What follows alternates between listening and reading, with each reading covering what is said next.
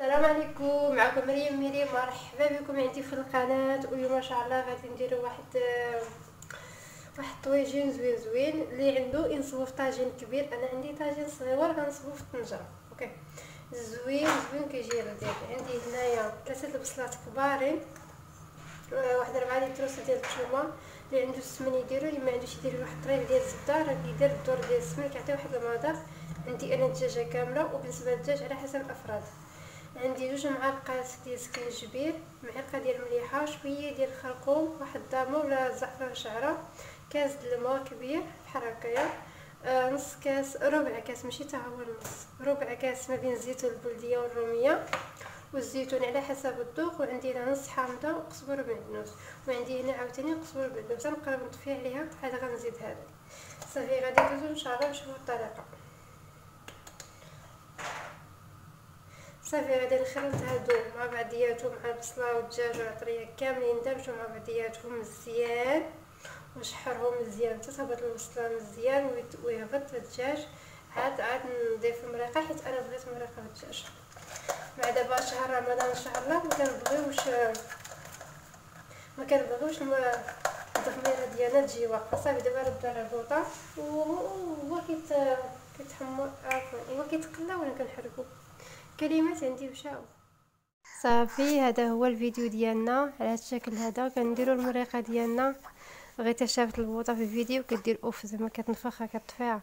صافي كنبقى نشحر غيتا سيتبلي. صافي كنبقى نحركو على هذا الشكل هذا، كنبقى نقلبو ما كنمرقوش حتى كنحس بالدجاج انه تقلى، وانا ديك البصيله لقات الماء ديالها والدجاج انه شرب هذيك العطريه. عاد كنمرق بهذيك الكاس د الماء.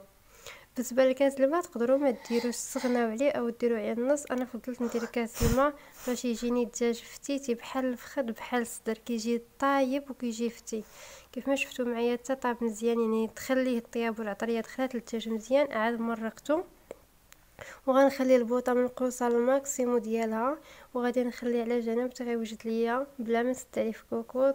كيجي الدجاج واخا كيجي طايب ما كيجيش لذيذ، هذا جا لذيذ بحال الفخذ بحال الاخر. غنوريكم البوطه كيفاش منقوصه الماكسيمو ديالها على هذا الشكل هذا. صافي غنخليها كيطيب من بعد. هذا هو الدجاج ديالنا ديال المريقه اللي بقات فيه. دابا غادي نزيد هذا الزيتون والحامض وكلشي يبقى، وغادي نخليه يدي واحد الغليه وغنطفي عليه. بحال هكا كتبقى المريقه كيف ما كتشوفوا معايا بحال هكا.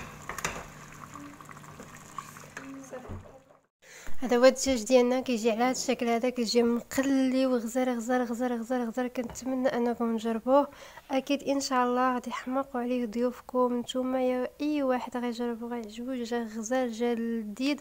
صافي كنقدموا على الطريقه هذه. جاو زوينات زوينين، تلقاو ديك البنه ديالهم جاو واعرين.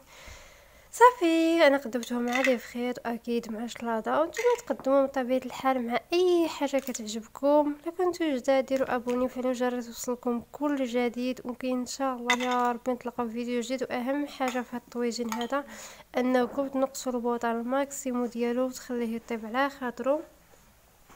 هادشي اللي كاين. وانا حماقوا لي عليه الدراري عاد يعجبهم وجا لذيذ وزوين. وهادشي اللي كاين زويتنا جاو زوينين. وديما الملحه ديروها في الاول ناقصه، مع الحامض ومع زويدنات غيطلق الملحه ديالو باش يجيكم الطويجين ديالكم. وهذاك ما نعاود لكمش الدجاج كيف جا. غنبقى نشكرو حتى غدا. عرفتي جا زوين بزاف. ودابا كنمونطي الفيديو وانا نتفكر عرفتي البنه جات في لساني. يلا بالصحه.